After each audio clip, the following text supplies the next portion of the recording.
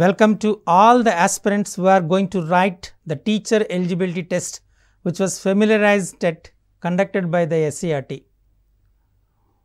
ఉపాధ్యాయ అర్హత పరీక్షకు హాజరవుతున్నటువంటి ఉద్యోగార్థులందరికీ టీశాట్ తరపున ఇదే మా ఆహ్వానం. ఈ టీచర్ ఎలిజిబిలిటీ టెస్ట్లో మనకు మ్యాథమెటిక్స్ అనేటువంటిది ఒక పార్ట్. ఈ మ్యాథమెటిక్స్లో మనకు మొత్తం మార్కుల్లో 30 మార్కులు కేటాయింపబడ్డాయి. అందులో 24 మార్కులు కంటెంట్నకు, 6 మార్కులు పెడగాజీనకు కేటాయించబడ్డాయి. ముందుగా మ్యాథమెటిక్స్లో ఇచ్చేటటువంటి కంటెంట్ ఏరియాను కాస్త పరిశీలిద్దాం. ఇందులో మనకు 8 విభాగాలు ఇవ్వబడ్డాయి. మొదటిది నెంబర్ సిస్టమ్, సంఖ్యామానం. రెండవది అర్థమెటిక్స్, అంకగణితం. మూడవది సెట్స్, సమితులు. నాలుగవది ఆల్జీబ్రా, బీజగణితం. ఐదవది జామెట్రీ, రేఖాగణితం. ఆరవది మెన్సురేషన్, క్షేత్రమితి. ఏడవది డేటా హ్యాండ్లింగ్, సాంఖ్యక శాస్త్రం. ఎనిమిదవది ట్రిగ్నామెట్రీ, త్రికోణమితి. ఈ 8 అంశాలపైన మనకు ఎగ్జామినేషన్లో 24 మార్కులకు ప్రశ్నలు ఇవ్వబడతాయి. వాటిని మీరు సరైన సమాధానం రాయవలసి ఉంటుంది. మరి పెడగాజీలో వచ్చే అంశాలను చూద్దాం. పెడగాజీలో సుమారు 11 అంశాలు ఉన్నాయి. ఇందులో నేచర్ ఆఫ్ ద మ్యాథమెటిక్స్ మొదటిది, అంటే గణితం యొక్క స్వభావం. రెండవది ఎయిమ్స్ అండ్ వాల్యూస్, ఉద్దేశాలు, విలువలు. మూడవది ఇన్స్ట్రక్షనల్ మెటీరియల్, అంటే బోధనాభ్యసనం కోసము ఉపయోగించినటువంటి ఉపకరణాలు. నాలుగవది మెథడ్స్ ఆఫ్ టీచింగ్, బోధనా పద్ధతులు. ఐదవది ఇన్స్ట్రక్షనల్ ప్లానింగ్, అంటే బోధనా కార్యక్రమానికి మనము చేయబోయే ప్రణాళిక. ఆరవది సిసిఈ, కంటిన్యూస్ కాంప్రహెన్సివ్ ఎవాల్యుయేషన్, నిరంతర సమగ్ర మూల్యాంకనం. ఏడవది డిజైనింగ్, అడ్మినిస్ట్రేషన్ అండ్ అనాలసిస్, అంటే మనము ఏ విధంగా మనం ఈ గణిత బోధనాభ్యాసాలను చేస్తున్నామో ఆ నిర్మాణ ప్రక్రియ, దాని యొక్క విశ్లేషణ. ఎనిమిదవది డయాగ్నోస్టిక్ అండ్ రెమిడియల్ టీచింగ్, మనం ఏదైనా బోధనలో జరిగేటువంటి లోపాలని అనాలిసిస్ చేసి వాటి ద్వారా వచ్చే ఐడెంటిఫై చేసినటువంటి అంశాలకి తిరిగి బోధన చేయటం. చివరగా 9వది మ్యాథమెటిక్స్ టీచింగ్. ఎవరిని మ్యాథ్స్ టీచర్ అంటారంటే ఒక మ్యాథ్స్ టీచర్కి ఉండవలసినటువంటి లక్షణాలు ఏమిటి. 10వది రిసోర్స్ యూటిలైజేషన్, ఉన్న వనరుల్ని మనం ఏ విధంగా వినియోగించుకుంటున్నాము, ఎలా వినియోగించుకోవాలి అనే అంశము. 11వది కరికులం అండ్ టెక్స్ట్ బుక్, పాఠ్య ప్రణాళిక మరియు పాఠ్యపుస్తకం. ఈ అంశాలు 11 అంశాలపైన మనకు 6 మార్కులు కేటాయింపబడ్డాయి. అనగా మొత్తం 30 మార్కుల్లో కంటెంట్కి 24 మార్కులు, పెడగాజీకి 6 మార్కులు, మొత్తము 30 మార్కులకి కేటాయింపబడ్డాయి. ఇందులో 30కి 30 మార్కులు మనం తెచ్చుకుంటే మనం సులభంగా టెట్లో క్వాలిఫై కావచ్చు. సో మీ అందరూ ఇందులో 30కి 30 మార్కులు తెచ్చుకుంటారని ఆశిస్తూ మొదటి అంశాన్ని నేను ప్రారంభించబోతున్నాను. మొట్టమొదటిగా మనకు సమితులు తీసుకుందాం. సమితుల్ని సెట్స్ అంటారు. సెట్స్ అంటే ఏంటి, ఇది మనకు కావాలి కదా. సమితులు, సమితి అనగా సింపుల్గా మనం చెప్పేది సముదాయము అంటారు. A collection of well defined objects is called set అంటారు. అంటే సునిర్విచిత మూలకాల సముదాయాన్ని సమితి అంటారు. ఇది నిర్వచనం. ఇందులో సునిర్విచిత అనేటువంటి పదాన్ని వాడాం. వెల్ డిఫైన్డ్ అంటాం. అంటే ఒక మూలకము అనేది ఆ సముదాయానికి చెందిందా లేదా అని చెప్పగలే స్థితిలో ఉంటే దానిని సునిర్విచితము, వెల్ డిఫైన్డ్ అని చెప్తాం. ఫర్ ఎగ్జాంపుల్ 1 2 3 4 5 అనేటువంటి తీసుకున్నాం. 5 కంటే తక్కువైన సహజ సంఖ్యల సమితి అని తీసుకున్నాం. సహజ సంఖ్యల సముదాయం ముందుగా అనుకుందాం. మీకు 5 అని ఇచ్చాను. ఈ 5 అనేటువంటిది 5 కంటే తక్కువైన సహజ సంఖ్యల సముదాయానికి చెందుతుందా చెందదా అంటే చెందదు అని ఖచ్చితంగా చెప్పచ్చు. అదే 4 అని ఇచ్చాను. 4 అనేటువంటిది ఈ సముదాయానికి చెందుతుంది అంటాం. అంటే ఖచ్చితంగా ఏ మూలకము లేదా ఏ విలువ దానికి చెందుతుందో చెందదో ఖచ్చితంగా చెప్పగలుగుతున్నాం. కాబట్టి ఇటువంటి కలెక్షన్ని మనం సమితి అంటారు. సమితిని ఫ్లవర్ బ్రాకెట్స్లో సూచిస్తారు. ఇప్పుడు చెప్పిన సమితినే తీసుకుందాం. ఏ అనేటువంటి ఒక సమితి తీసుకుందాం. ఏ ఈజ్ ఈక్వల్ టు 1 2 3 4 and 5. దీన్ని మనం ఇలా రాయటాన్ని సమితిని జాబితా రూపంలో రాయడం అంటారు. దీన్ని రోస్టర్ రూపం అని కూడా అంటారు. అంటే ఒక సమితిని మూలకాలుగా ప్రదర్శన చేయటాన్ని మనం జాబితా రూపం అంటారు. ఇది సమితిని వ్యక్తపరచడం విధానంలో ఒకటి. The representation of a set in one form. జాబితా రూపము లేదా రోస్టర్ రూపము అంటారు. ఓకే, దీన్ని వేరొక పద్ధతిలో కూడా మనం చేయొచ్చు. A is equal to x such that X belongs to N, X is less than 6. చూసారా, A is equal to set 1 2 3 4 5 అని చెప్పటాన్ని మనము సమితి జాబితా రూపం అంటారు. A equal to set x such that X belongs to N, X is less than 6 అని రాయటాన్ని సమితి నిర్మాణ రూపము, సెట్ బిల్డర్ ఫామ్ అంటారు. ఈ రెండు రకాలుగా మనము ఏదైనా సమితిని వ్యక్తపరుస్తాం. ఓకే, సో మనము ఏ సమితిని మనం ఎలా చెప్పగలుగుతాము? 6 కంటే తక్కువైన సహజ సంఖ్యల సమితి అని క్లియర్గా చెప్పడం జరుగుతుంది. సమితిలో ఉన్న వాటిని మూలకాలు అంటారు. ఒక మూలకం అనేటువంటిది చెందింది అని చెప్పడానికి బిలాంగ్స్ టు అంటారు, చెందదు అని చెప్పడానికి డస్ నాట్ బిలాంగ్స్ టు అంటారు. ఈ ఎగ్జాంపుల్లో 1 belongs to set A, 7 does not belongs to set A. ఇక్కడ బిలాంగ్స్ టు అని ఉపయోగిస్తున్నాం. 1 ఏ అనే సమితికి చెందుతుంది, 7 అనేటువంటి ఏ అనే సమితికి చెందదు. మనం సమితి 1 2 3 4 5 అని తీసుకున్నాం కదా, అందులో ఎన్ని మూలకాలు ఉన్నాయో ఒక సమితిలోని ఉన్న మూలకాల సంఖ్యని ఆ సమితి యొక్క కార్డినల్ సంఖ్య అంటారు. Cardinal number of the set. దీన్ని ఎన్ ఆఫ్ ఏ అని సూచిస్తారు. అంటే మనం n of A is equal to, ఇంతకుముందు చూసిన దాన్ని మనం చేస్తే n of A is equal to 5 అని వస్తుంది. చూసారా, ఇలా ఒక మూలకం చెందింది చెందదు అని చెప్పడానికి belongs to, does not belongs to ఉపయోగిస్తాం. అలాగే సమితిలో ఎన్ని మూలకాలు ఉన్నాయని చెప్పడాన్ని మనం కార్డినల్ నెంబర్ అని చెప్పడం జరుగుతుంది. ఓకే, సో ఇప్పుడు మనం సమితుల్లోని రకాలను గురించి చూద్దాం. సమితుల్లోని మూలకాల సంఖ్యను బట్టి సమితుల్ని 2 రకాలుగా వర్గీకరణ చేయడం జరిగింది. సమితులు తీసుకున్నాం. సమితులు 2 రకాలుగా మనం వర్గీకరణ చేయొచ్చు. ఆ సమితుల్లో ఉన్న మూలకాల సంఖ్యను బట్టి ఈ వర్గీకరణ జరుగుతుంది. సమితుల్లో మూలకాల సంఖ్య పరిమితంగా ఉంటే దాన్ని పరిమిత సమితి అంటారు. అంటే సమితిలోని మూలకాల్ని లెక్కించగలిగితే దాన్ని పరిమిత సమితి అంటారు.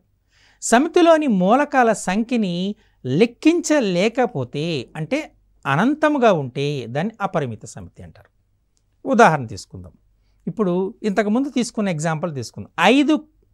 6 కంటే తక్కువైనటువంటి మూలకాల సహజ సంఖ్యల సమితి. 6 కంటే తక్కువ అంటే 1 2 3 4 5 5 మూలకాలు నేను చెప్పేస్తున్నాం. సహజ సంఖ్యల సమితి అన్నాం.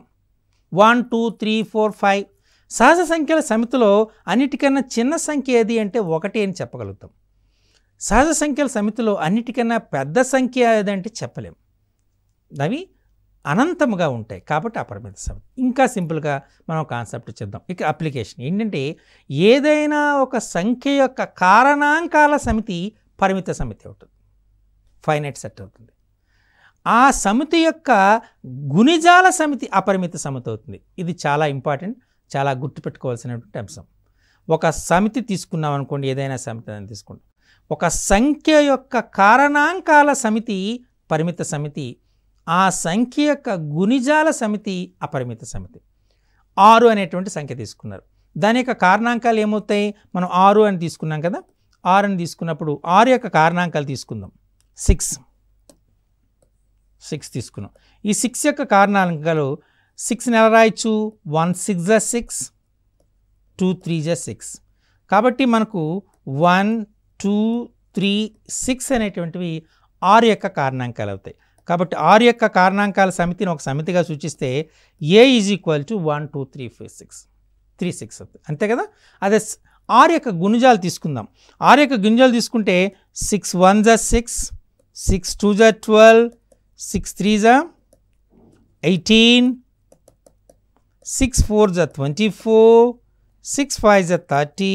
ఇలా మనం చెప్పుకుంటూ పోతే వస్తూనే ఉంటాయి. అంటే మనం ఎలా రాయొచ్చు 6, 12, 18, 24, 30 అండ్ సో ఆన్. సో 6 యొక్క గుణిజాల సమితి అపరిమిత అవుతుంది. ఇంకా మీకు ఎగ్జామినేషన్లో సులభంగా గుర్తుపెట్టుకోవడానికి ఎస్పెషల్లీ సోషల్ బ్యాక్గ్రౌండ్ ఉన్న వాళ్ళకి, ఈ సమితులపైన అవగాహన లేని వాళ్ళకి చూడగానే మనం ఈ సమితి పరిమిత సమిత అపరిమిత సమిత అని పోల్చడానికి అందులోని మూలకాల సంఖ్య లెక్క పెట్టగలిగారనుకోండి 1, 2, 3, 6 అని, అది పరిమిత సమితి అంటారు. అపరిమిత సమితికి లెక్క పెట్టకున్న సో ఆన్ డాట్స్ కనబడ్డాయి అనుకోండి, అది అపరిమిత సమితిగా మీరు గుర్తించవచ్చు. ఈ రకంగా ఇచ్చిన సమితుల్లో ఏవి పరిమిత సమితులు, ఏవి అపరిమిత సమితులను సులభంగా మీరు గుర్తుపడడానికి ఛాన్సెస్ ఉంటాయి. ఓకే, ఈ రకంగా మనం చేసాం. అయితే కొన్ని సమితుల్లో మూలకాలు లేని సందర్భం ఉంటుంది. సహజ సంఖ్యల సమితిలో రుణ సంఖ్యల సమితి, లేదా రుణ సంఖ్యలు కలిగిన సహజ సంఖ్యల సమితి ఉంటుందా? భిన్నాలు కలిగిన పూర్ణ సంఖ్యల సమితి. ఓకే, ఒక సంఖ్య కంటే పెద్దదైన సంఖ్య కారణాంకం గల సమితి. ఇప్పుడు 6 ఉంది, 6 కంటే పెద్ద సంఖ్య కారణాంకంగా 6కు ఉంటుంది. ఉంటుందా?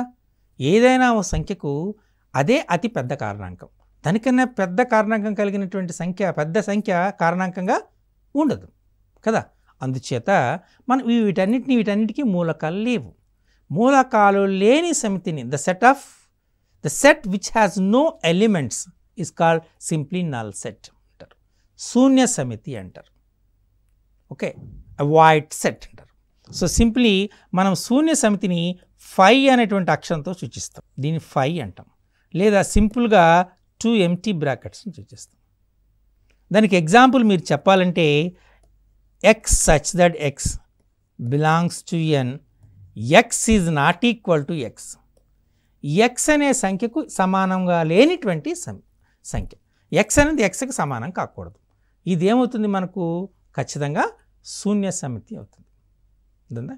సో ఇక్కడ మీకు డౌట్ వస్తుంది, శూన్య సమితి పరిమిత సమిత అపరిమిత సమితి అనేటువంటిది. శూన్య సమితిని మనం పరిమిత సమితిగానే గుర్తించవలసి ఉంటుంది.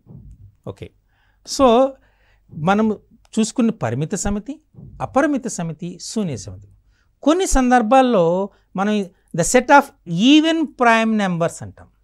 The set of even prime numbers మనకేమున్నాయి? సరిప్రధాన సంఖ్యలు. సరిప్రధాన సంఖ్యలు ఒకే ఒకటి ఉంది, సెట్ 2. సెట్ 2 ఈజ్ ఒకే ఒక మూలకం కలిగి ఉంది కాబట్టి దీన్ని సింగిల్టన్ సెట్ అంటారు, ఏకమూలక సమితి అంటారు. ఓకే, సో ఇలా మనం మరికొన్ని రకాలుగా మనం చెప్పచ్చు. ఓకే, ఇప్పుడు మీరు ఒక సమితిని చూద్దాం. ఏ ఈజ్ ఈక్వల్ టు 1, 2, 3, 4 అనే సమితి తీసుకున్నాం. ఇప్పుడు B is equal to set 1, 2 తీసుకున్నాం. సి ఈక్వల్ టు సెట్ 2, 3, 4 తీసుకున్నాం. And D is equal to set 1, 3, 4 తీసుకున్నాం. ఇక్కడ నేను 3 సెట్స్ తీసుకున్నాను. ఏంటి? B set 1, 2, C set 2, 3, 4, D set 1, 3, 4 తీసుకున్నాం. సెట్ ఏ 1, 2, 3, 4 తీసుకున్నాం. సో బిలో ఉన్న మూలకాలన్నీ ఏలో ఉన్నాయి, సిలో ఉన్న మూలకాలన్నీ కూడా ఏలో ఉన్నాయి, డిలో ఉన్న మూలకాలన్నీ ఏలో ఉన్నాయి. అంటే ఈ 3 సెట్లలో ఉన్నటువంటి మూలకాలు ఏలో ఉన్నాయి. ఒక సమితిలోని మూలకాలన్నీ మరొక సమితిలో ఉంటే ఆ సమితి ఉన్న సమితిని మనకు ఉపసమితి అవుతుంది. అంటే బి ఈజ్ సబ్సెట్ టు ఏ. సమితి బిలో ఉన్న మూలకాలన్నీ సమితి ఏలో ఉన్నాయి కాబట్టి సమితి బి అనేది ఏ అనే సమితికి ఉపసమితి అవుతుంది. అలాగే సమితి సిలో ఉన్న మూలకాలన్నీ ఏలో ఉన్నాయి కాబట్టి సి సబ్సెట్ టు ఏ, అలాగే డి సబ్సెట్ టు ఏ. చూసారా? ఇలా ఒక సమితిలో ఉన్న మూలకాలన్నీ మరొక సమితిలో ఉంటే ఈ సమితి ఆ ఇచ్చిన సమితికి ఉపసమితి అవుతుంది. అందుచేతనే మనం ఈ నెంబర్ సిస్టంలో ఒక రిలేషన్ చెప్తాం. న్యాచురల్ నెంబర్ సెట్, సహజ సంఖ్యల సమితి హోల్ నెంబర్ సెట్కి ఉపసమితి, పూర్ణాంకాల సమితికి ఉపసమితి. పూర్ణాంకాల సమితి ఇంటిజర్ సెట్ లేదా జెడ్ అంటాం సింపుల్గా. జెడ్నకు ఉపసమితి అంటే పూర్ణ సంఖ్యల సమితికి ఉపసమితి. ఈ పూర్ణ సంఖ్యల సమితి అకర్ణీయ సంఖ్యల సమితికి ఉపసమితి. ఈ అకర్ణీయ సంఖ్యల సమితి రేషనల్ నెంబర్స్కి మీన్స్ అది రియల్ నెంబర్స్కి ఉపసమితి, వాస్తవ సంఖ్యలకు. ఇలా ఒకదానికొకటి రిలేషన్ చెప్తాం. N is subset to W, W subset to Z, Z is subset to Q and Q is subset to R. ఈ రిలేషన్ మనం చెప్తూ ఉంటాం. సో ఇక ఉపసమితులు అంటారు. సో ఇది ఉపసమితికి సంబంధించిన అంశం. ఇప్పుడు ఏ అనేటువంటి ఒక సమితి తీసుకున్నారు, దీన్ని 1 2 3 అనేటువంటిది తీసుకున్నాం. Set 1, set 2, set 3, set 1 2, set 2 3, set 1 3, set 1 2 3 and null set. Count చేయండి. 1 2 3 4 5 6 7 8 8 ఉపసమితులు వచ్చాయి. ఇక్కడ 1 2 3 ఉంది అంటే n of A is equal to మనకి ఎంత 3. ఈ 3కి 8కి మధ్య సంబంధం ఏమైనా మీరు గుర్తించగలుగుతారా? 2 cube is equal to 8. Correct. Okay, అంటే దీన్ని బట్టి మనం ఒక రిలేషన్ని మెయింటైన్ చేయొచ్చు. ఏంటి అంటే ఏదైనా ఒక సమితి యొక్క ఉపసమితుల సంఖ్యని 2 to the power of n of a. ఏ అనేది ఒక సమితి అయితే ఆ సమితి యొక్క ఉపసమితుల సంఖ్య 2 to the power of n of aగా మనం చెప్పచ్చు. దీని మీదే మీకు ఎగ్జామినేషన్లో క్వశ్చన్స్ వచ్చే అవకాశం ఉంటుంది. ఒక సమితి యొక్క కార్డినల్ సంఖ్య n of a is equal to 4. ఆ సమితిలో యొక్క ఉపసమితుల సంఖ్య ఎంత అంటే ఇప్పుడు ఎంత చెప్పాలి? 2 to the power of 4 which is 16. Correct. Okay, ఒక శూన్య సమితికి ఉన్న ఉపసమితుల సంఖ్య ఎంత అన్నారు? శూన్య సమితికి n of 5 ఎంత అవుతుంది చెప్పండి? n of 5 is equal to 0. కాబట్టి దానికి ఉపసమితుల సంఖ్య 2 to the power of 0 which is equal to 1. అంటే every set is a subset to it self. ప్రతి సమితి దానికి అదే ఉపసమితి అవుతుంది. కాబట్టి శూన్య సమితి ఒక సమితి కాబట్టి శూన్య సమితికి అదే సమితి ఉపసమితి అవుతుంది. కాబట్టి దానికి ఉన్న ఉపసమితుల సంఖ్య 1. కరెక్ట్. ఈ రకంగా మనకు సంఖ్య ఇచ్చి సమితి ఇచ్చి ఆ సమితి యొక్క ఉపసమితుల సంఖ్యను కనుక్కోమనవచ్చు, లేదా దాని యొక్క కార్డినల్ నెంబర్ ఇచ్చి దాని యొక్క ఉపసమితుల్ని సంఖ్య కనుక్కొనే అవకాశం ఉంటుంది. కాబట్టి వీటిపైన గుర్తుపెట్టుకోండి.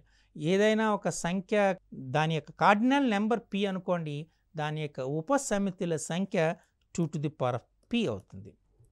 n అయితే 2 to the power of n అవుతుంది. ఈ విషయాన్ని మీరు జాగ్రత్తగా గుర్తుపెట్టుకోవాల్సిన అంశం.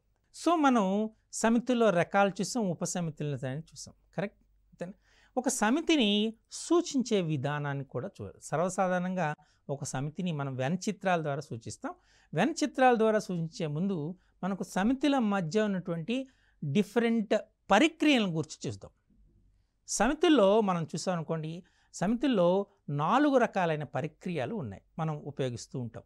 మొదటి దాన్ని మనం తీసుకుంటే యూనియన్ అంటారు, తెలుగులో సమ్మేళనము అంటారు.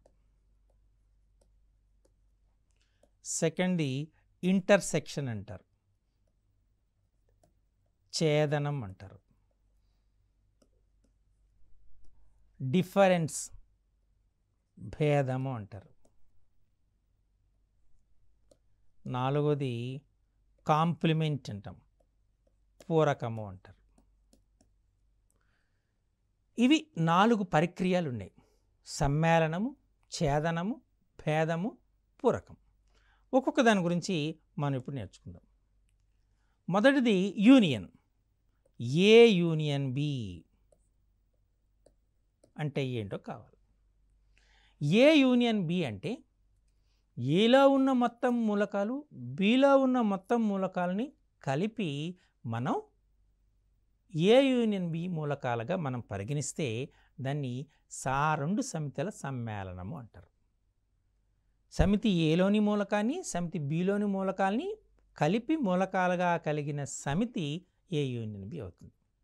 ఓకే, సో ఏ యూనియన్ బిని మనం సెట్ బిల్డర్ ఫామ్లో X such that X belongs to A or X belongs to B. అంటే ఏకు చెందిన మూలకాలు కానీ బికి చెందిన మూలకాలు కానీ కలిగి ఉంటుంది. దీన్ని ఒక ఎగ్జాంపుల్ ద్వారా మనం అబ్జర్వ్ చేద్దాం.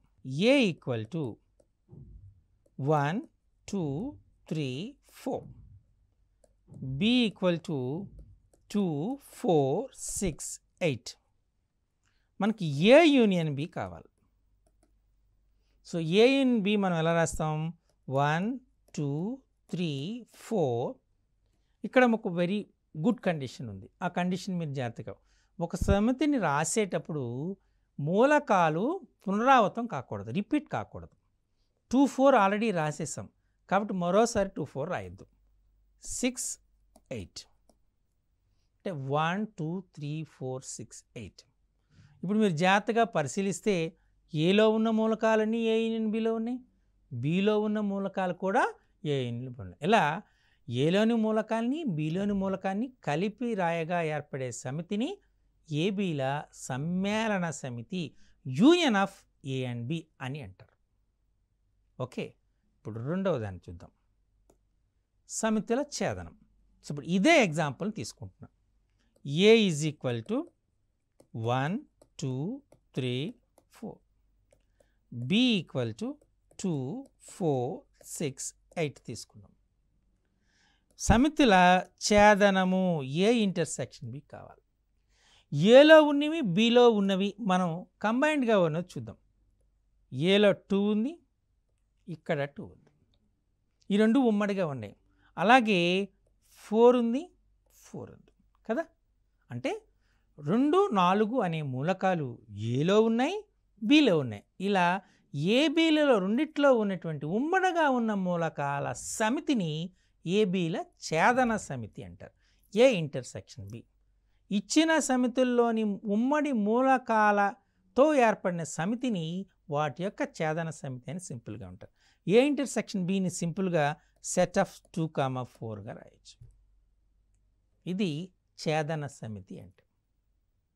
అసలు ఉమ్మడి మూలకాలు లేవు అనుకోండి, మరి ఆ సమితిని ఏమంటారు? అసలు ఉమ్మడి మూలకాలు లేని సమితిని వియుక్త సమితులు అంటారు. If A intersection B is equal to 5 అయింది అనుకోండి, A intersection B is equal to 5, ఉమ్మడి మూలకాలు లేని సమితులని వియుక్త సమితులు అంటారు. ఇది చాలా ఇంపార్టెంట్. ఎగ్జామినేషన్ పాయింట్ ఆఫ్ వ్యూలో వియుక్త సమితులు అంటే ఏంటనేది తెలియాలి. మనకు వాస్తవ సంఖ్యలు తీసుకున్నప్పుడు వాస్తవ సంఖ్యల సమితి రెండిటి యొక్క సమ్మేళనం. ఒకటి అకరణీయ సంఖ్యల సమితి, రెండోది కరణీయ సంఖ్యల సమితి. అకరణీయ సంఖ్యలు కరణీయ సంఖ్యల మధ్య ఉమ్మడి మూలకాలు ఏమీ లేవు. అంటే అకరణీయ సంఖ్యలు కరణీయ సంఖ్యలు వియుక్త సమితులు అన్నమాట. అర్థమైందా? ఇది వియుక్త సమితులకి ఓ మంచి ఎగ్జాంపుల్. అలాగే ధన పూర్ణాంకాల సమితి, రుణ పూర్ణాంకాల సమితి. ఇలా ధన పూర్ణాంకాల సమితికి రుణ పూర్ణాంకాల సమితికి కూడా ఏ విధమైనటువంటి ఉమ్మడి మూలకాలు లేవు. వీటిని వియుక్త సమితులు అంటారు. If A intersection B is equal to 5 అయితే ఆ రెండు సమితుల్ని వియుక్త సమితులు అంటారని గుర్తుపెట్టుకోవాలి. క్లియర్? అంటే వియుక్త సమితుల యొక్క కార్డినల్ నెంబర్ ఎంత అంటే n of A intersection B is how much అని కూడా కొన్ని సందర్భాల్లో అడిగాడు అనుకోండి, అప్పుడు ఎన్ ఆఫ్ 5 అవుతుంది. N of 5 is equal to 0. ఇది మీరు గుర్తుపెట్టుకోవాల్సింది. Clear? Okay, now will see the next one. So A union B, A intersection B నేర్చుకున్నారు. ఇప్పుడు ఏబీల భేద సమితి మనం తీసుకుందాం. సేమ్ ఎగ్జాంపుల్ని తీసుకుంటున్నాం. ఏ ఈజ్ ఈక్వల్ టు 1 2 3 4 తీసుకున్నాం. అలానే బి ఈజ్ ఈక్వల్ టు 2 4 6 8 తీసుకున్నాం. ఇప్పుడు మనం ఏం చేస్తున్నాం అంటే ఏ మైనస్ బిని ఫైండ్ అవుట్ చేస్తున్నాం. ఏ మైనస్ బి అంటే దాని అర్థము ఏకి మాత్రమే చెందాలి, బికి చెందకూడదు. X such that X belongs to A and x does not belongs to B. అది ఏ మైనస్ బి అంటే. ఏకు చెందాలి, బికు చెందకూడదు. ఏలో మాత్రమే ఉండాలి. ఇప్పుడు మనం అబ్జర్వ్ చేసి చూద్దాం. ఏలో 2 ఉంది, బిలో 2 ఉంది, తీసేద్దాం ఈ రెండు. ఏలో 4 ఉంది, బిలో 4 ఉంది. ఈ రెండింటిని తీసేద్దాం. అంటే ఇప్పుడు ఉమ్మడిగా ఉన్న మూలకాలు తీసేసాం ఏ నుంచి. ఇంకా మిగిలిన మూలకాలు ఏలో ఏమున్నాయి? 1, 3. అంటే a minus B is equal to 1, 3 అవుతుంది. ఇప్పుడు మీకు ఓ డౌట్ రావచ్చు. సో బి మైనస్ ఏ ఎంత వస్తుంది అని డౌట్ రావచ్చు, అంతే కదా. అసలు బి మైనస్ ఏ అంటే అర్థం ఏంటి? బికు చెందాలి, ఏకు చెందకూడదు. ఇది బికు చెంది ఏకు చెందని మూలకాలు ఏమున్నాయి? 6 and 8. So simply 6 and 8. ఇక్కడ మీకు చూడగానే ఒక ఐడియా రావాలి. ఏంటని? వెరీ ఇంపార్టెంట్ ఇది. A minus B intersection B minus A is equal to 5. Correct? A minus B, B minus ఏలు అనేవి వియుక్త సమితులు. ఈ విషయాన్ని మీరు చాలా జాగ్రత్తగా గుర్తుపెట్టుకోవాలి. క్లియర్? ఇది చాలా ఇంపార్టెంట్. ఇది A minus B, B minus A. A minus B అంటే ఏకి చెందాలి, బికి చెందకూడదు. బి మైనస్ ఏ ఉండాలి, బికి చెందాలి, ఏకి చెందకూడదు. ఓకే. సో మనం సమ్మేళనం చూసాం, ఛేదనం చూసాం, భేదం చూసాం. పూరకం. పూరకాన్ని నేర్చుకునే ముందు మనం ఒక కొత్త కాన్సెప్ట్ నేర్చుకోవాలి. దాన్ని విశ్వసమితి, యూనివర్సల్ సెట్ అంటారు. దీన్ని సింపుల్గా విశ్వసమితిని మ్యూ అనేటువంటి ఒక అక్షరంతో సూచిస్తారు. జనరల్గా యు అనే అక్షరంతో కూడా సూచిస్తాం. Mu is a correct word. Okay. దీన్ని మనం విశ్వసమితి అంటారు. విశ్వసమితి. Okay. Universal set. Universal set అంటే ఒక సమితిలో ఒక ఇచ్చిన దత్తాంశంలో ఉన్న సమితుల్లో ఒక సమితి మిగతా అన్ని సమితుల్ని ఉపసమితులుగా కలిగి ఉంది అనుకోండి. దాన్ని మనం ఆ సమితిని విశ్వసమితి అంటారు. ఉదాహరణకు మనం వాస్తవ సంఖ్యల సమితి అనే సమితి తీసుకున్నాం, సహజ సంఖ్యల సమితి అని తీసుకున్నాం, పూర్ణాంకాల సమితి తీసుకున్నాం, పూర్ణ సంఖ్యల సమితి తీసుకున్నాం, అకరణీయ సంఖ్యల సమితి తీసుకున్నాం, కరణీయ సంఖ్యల సమితి తీసుకున్నాం. ఇలా ఈ సమితులన్నింటినీ తీసుకుంటే సహజ సంఖ్యల సమితి వాస్తవ సంఖ్యల సమితికి ఉపసమితి అవుతుంది. పూర్ణాంకాల సమితి వాస్తవ సంఖ్యల సమితికి ఉపసమితి అవుతుంది. పూర్ణ సంఖ్యల సమితి వాస్తవ సంఖ్యల సమితికి ఉపసమితి అవుతుంది. అకరణీయ సంఖ్యల సమితి వాస్తవ సంఖ్యల సమితికి ఉపసమితి అవుతుంది. కరణీయ సంఖ్యల సమితి కూడా వాస్తవ సంఖ్యల సమితికి ఉపసమితి అవుతుంది. అంటే ఈ అన్ని సమితుల్లో విశ్వసమితి ఏది? మనకు వాస్తవ సంఖ్యల సమితి అనేటువంటి విశ్వసమితిగా మనం కన్సిడర్ చేయొచ్చు. అంతేనా? ఇచ్చిన దత్తాంశంలో ఒక సమితి మిగతా సమితులన్నిటికీ ఉపసమితి అయితే దాన్ని మనం విశ్వసమితి అంటాం. ఓకే. మనం ఇప్పుడు విశ్వసమితి యొక్క కానీ తీసుకున్నాం. ఇప్పుడు ఏంటంటే ఏ కాంప్లిమెంట్, ఏ యొక్క పూరకము అంటే ఇది mu minus A.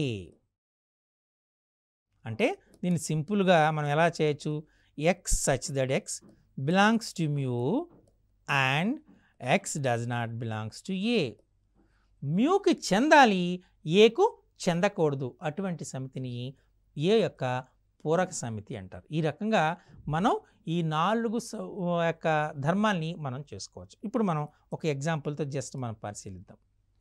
Mu is equal to మనం తీసుకున్నాం 1 2 3 4 5 6 7 8 అని తీసుకున్నాం. ఏ ఈక్వల్ టు 1 3 5 తీసుకున్నాం. అప్పుడు ఏ కాంప్లిమెంట్ ఏమవుతుంది? నేనేమన్నాను? A complement is equal to mu minus A. అంటే ఈ 1 3 5 తీసేద్దాం. 1 3 5 క్యాన్సిల్ చేశారు. ఇంకా మిగిలినటువంటివి ఏమున్నాయి మనకు? 2 4 6 7 8 అనేటువంటిది ఏ కాంప్లిమెంట్ అంటారు. అందుచేత దీనిలో ఒక ఇంపార్టెంట్ బిట్ వస్తుంది. A complement whole complement equal to A. ఇప్పుడు 2 4 6 7 8ని మనం ఏ కాంప్లిమెంట్ రాసుకున్నాం కదా. ఈ 2 మనం తీసుకున్నాం. ఇప్పుడు నేను రాస్తున్నా, ఇదే మళ్ళీ మ్యూ రాస్తున్నా చూడండి. మ్యూ ఈజ్ ఈక్వల్ టు 1 2 3 4 5 6 7 8 రాశాను. ఏ కాంప్లిమెంట్ హోల్ కాంప్లిమెంట్. ఏ కాంప్లిమెంట్ 2 4 6 8 7 8 క్యాన్సిల్ చేసేద్దాం. 2 4 6 7 8 క్యాన్సిల్ చేస్తే ఏ మిగిలింది? 1 3 5. That is nothing but A. Correct? So A complement whole complement is equal to A. ఇది మీరు చాలా జాగ్రత్తగా గుర్తుపెట్టుకోవాల్సిన అంశం ఉంది. ఇది ఒక very important bit. A complement whole complement equal to ఏంటి అని అడుగుతారు. A complement whole complement equal to A. So మనకు 4 ఆపరేషన్స్ ఉన్నాయి. అవి సమ్మేళనము, ఛేదనము, భేదము, పూరకము. సో ఇందులో మీకు జనరల్గా మనకు అడిగినటువంటిది ఏంటి అంటే A intersection B is a subset to A union B. This is very very important. A intersection B is subset to A union B. Even A minus B is subset to A union B. Even B minus A is also subset to A union B. ఈ 3 అంశాన్ని మీరు చాలా జాగ్రత్తగా గుర్తుపెట్టుకోవాల్సిన అవసరం ఉంది. Clear? So మనం ఈ సమితుల్లో ఉన్నటువంటి సమితుల రకాలు, సమితుల యొక్క ధర్మాలని మనం నేర్చుకున్నాం. సో ఈ వీటిపైన మనకు వచ్చే ఇంపార్టెంట్ క్వశ్చన్స్ కూడా మీతో డిస్కస్ చేశాను. వీటిపైన మరోసారి జాగ్రత్తగా ప్రాక్టీస్ చేయండి. సో మనము ఈ సమితుల యొక్క మరో భాగాన్ని తర్వాత భాగంలో మనం చర్చిద్దాం.